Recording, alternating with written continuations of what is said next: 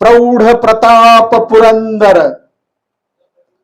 राजाधिराज महाराज योगीराज छत्रपती शिवाजी महाराज की छत्रपती शिवाजी महाराज की छत्रपती संभाजी महाराज की छत्रपती संभाजी महाराज की जय जय जय जय जय भवानी जय जय जय जय भवानी जय जय जय जय जय भवानी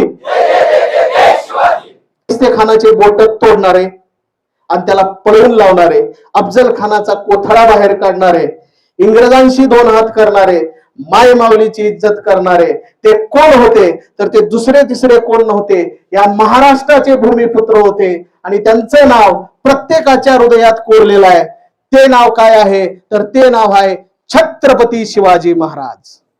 शिवनेरी पासून आणि हिंदवी स्वराज्य निर्माण करण्याचा आदेश त्यांना कुणी दिला होता? तर साक्षात परमात्मा. जर देव कुणी असेल तर ती माता माऊली खरंच काले मातेचं स्वरूप असेल, आई तुळजाभवानीचं स्वरूप असेल, ती म्हणजे छत्रपती शिवाजी महाराजांची आई राजमाता जिजामाता. ती संबंध भारताचं लक्ष लागलं होतं की कोणत्या आईच्या पोटामध्ये असा गर्भ तयार होईल की दुष्टाच्या या कालचक्रातून आपल्या भारताला, आपल्या हिंदुस्थानला मुक्त करेल. तर त्या आईचं नाव होतं जिजामाता. जिजामातेसारखी आई आणि छत्रपती संभाजी राजांसारखा मुलगा, हे आपल्या देशाला जर कुणी अवगत करून दिलं असेल तर त्यांचं नाव आहे छत्रपती शिवाजी महाराज. एक लहान चिमुरडी मुलगी होती, 8-9 वर्षाची, ती हरवली. ती शाहिस्ते खानाची मुलगी होती.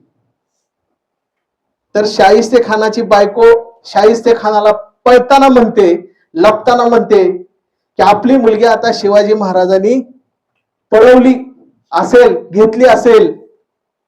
त्यावेळेला शाहिस्ते खान एवढ्या मोठ्या संकटात सुद्धा सांगतो की माझी गर्दन छत्रपती शिवाजी महाराज उडवतील पण मुलीच्या केसाला सुद्धा धक्का लावणार नाही.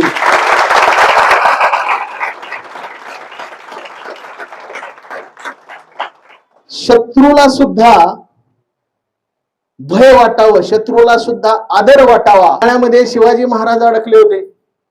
काय वाटलं असेल त्या जिजामातेला? ती जिजामाता तलवार काढून निघाली होती त्यांच्या संग 2 हात करायला. हे फक्त भारतामध्येच घडू शकतं, महाराष्ट्रामध्येच घडू शकतं की मुलगा जर संकटामध्ये असेल तर आई तलवार काढून जायला सुद्धा माग पाहत नाही.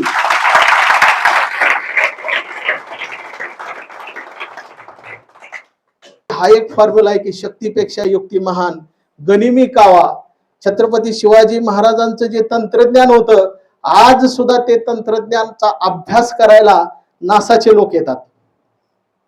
अनेक मुरुड जंजिरा सारखा किल्ला असेल, समुद्राच्या आतमध्ये 5 किलोमीटर वरती भिंत बांधलेली आहे. आज सुद्धा त्या भिंतीचा एक दगड सुद्धा निघालेला नाही. म्हणजे समुद्रावर सुद्धा विजय छत्रपती शिवाजी महाराज आणि त्यांच्या सेनेनं मिळवला.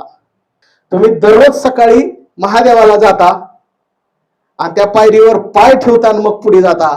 तुमच्या पायाची धूळ हिरोजी इंदुलकरांच्या दररोज मस्तकावर लागेल, ही भावना त्या हिरोजी इंदुलकरांची होती. म्हणून हे आपलं स्वराज्य घडलं. छत्रपती शिवाजी महाराजांना घडवण्यासाठी या राज्यातल्या प्रत्येक माणसाने आपलं योगदान दिलं, प्रत्येक सरदार आणि सैनिकांनी आपलं योगदान दिलं आणि छत्रपती शिवाजी महाराजांना या इतिहासामध्ये अजरामर केलं. म्हणून म्हणतात 8वावे ते रूप, 8वावा तो प्रताप. कपाळावर चंद्रकोर करून, दाढी मोठी करून कुणाला छत्रपती शिवाजी महाराजांसारखं जिगर मिळत नसतंय. जिगर मिळवायचा असेल तर छत्रपती शिवाजी महाराजांनी पहिलं सूत्र सांगितलंय, शेतकऱ्याच्या भाजीच्या देठाला सुद्धा हात लावायचा नाही, इतकी इमानदारी पाहिजे. शत्रूची मुलगी, शत्रूची सून जर तुमच्या तावडीत सापडली तर तिला साडी चोळी देऊन सन्मान करण्याची वडिलकीची भूमिका पाहिजे, महिलांचा आदर पाहिजे. आणि जर आलाच आडवा अफजल सारखा तर त्याचा कोथळा बाहेर काढण्याचं जिगर पाहिजे. आलाच कुणी चालून शाहिस्ते खानासारखा तर बोट तोडून हाकलता आलं पाहिजे. आणि कुणी कैद केलंच तुम्हाला तर चपळाईने त्यातनं निष्ठून जाता आलं पाहिजे. हे गुण जर तुमच्यात तयार झाले तरच तुम्ही खरे छत्रपती शिवाजी महाराजांच्या विचाराचे मावळे व्हाल. आपण ज्या जिल्ह्यात आहोत त्या जिल्ह्याचं नाव आहे धाराशिव. धाराशिव जिल्ह्यात कुलस्वामिनी तुळजाभवानीचा निवास आहे. आणि तुळजाभवानीचा जीर्णोद्धार कुणी केला तर तो जिजामातेनं केला. छत्रपती शिवाजी महाराजांचं कुलदैवत आपल्या जिल्ह्यात आहे. म्हणूनच आपल्या जिल्ह्यामध्ये देशातली नव्हे तर जगातली सर्वात मोठी शिवजयंती साजरी केली जाते. धाराशिवच्या विशेष करून मुलांना संयमाने वागा, वाईट वाकडं पाऊल टाकू नका. कारण शिवाजी महाराजांना ज्यांनी मार्ग दाखवला ती कुलस्वामिनी तुळजाभवानी आपल्या जिल्ह्यात आहे. तिच्या आशीर्वादाने प्रत्येक मुलामध्ये छत्रपती शिवाजी महाराज, छत्रपती संभाजी महाराज आणि प्रत्येक मुलीमध्ये जिजामातेचे गुण यावे हीच प्रार्थना मी आज या प्रसंगी छत्रपती शिवाजी महाराजांच्या चरणी करतो. राजमाता जिजामाता यांच्या चरणी करतो आणि छत्रपती संभाजी महाराज यांना नमन करतो, त्यांच्या चरणी करतो. आणि माझे आजचे हे छत्रपती शिवाजी महाराजांच्यावरचे शब्दपुष्प संपवतो, आपला विराम घेतो, थांबतो. जय हिंद, जय महाराष्ट्र.